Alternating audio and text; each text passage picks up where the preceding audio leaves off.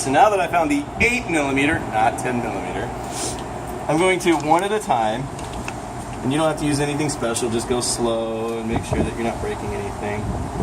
Like this one, holy cow, that one's on just to break free. There we go.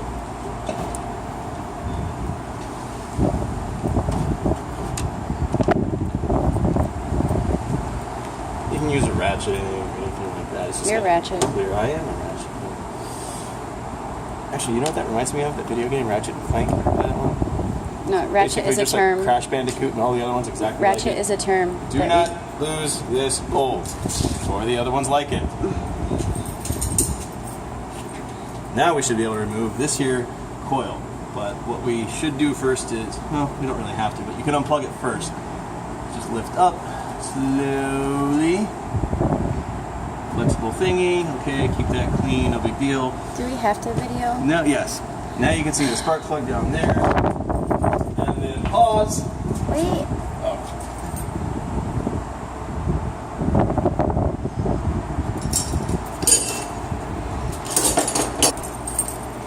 So take off your 8mm, put on your spark plug remover. In this case, what is it, 5/8? 5/8, even though everything else on this car is metric, just go with it. You're metric. The engine should be cool at this point. It shouldn't take too much torque. Well, it hasn't been driven in 2 days, so. There we go. You can go slow because if the previous person did not put on spark plug thread anti-seize, then this is like separating a child from its mother.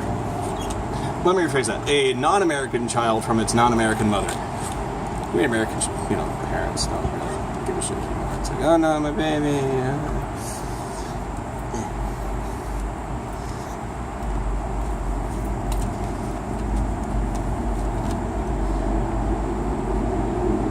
And there's one spark plug that does not look too dirty, actually. We're going to save that because this spark plug looks fine. Now it looks fine. It had some dust on it, but that's understandable. It literally looks perfectly okay. There's a tiniest bit of buildup, but holy cow, this engine's running clean. All right, well, out with the old, in with the new. Go Mazda. So here you can see the one I just took out versus the one I'm putting in. There is a noticeable difference in a lot of ways, not just in the depth and everything like that. This is going to be interesting because they are supposed to be the same depth. The ignition point is supposed to be the same depth. So, all right then. Apparently, this here Fomoco,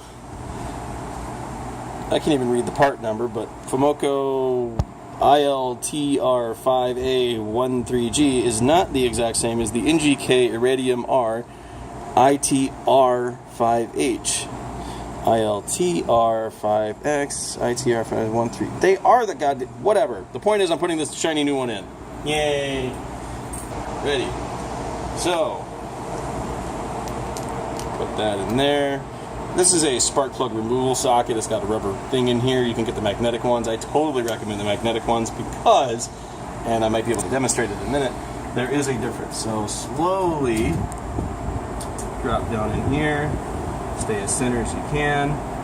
First thing is to go backwards on the thread to seat it correctly until you feel it drop, and then you can go forward with the lightest amount.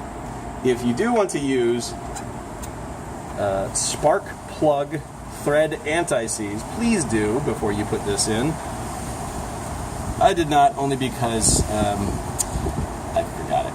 But anyway, there's that. Tight is tight. That's all you need. And then wiggle it, come out. If you use the rubber one, sometimes it grabs too much to the point where when you pull this out, that stays down in there. That's why you get the magnetic ones.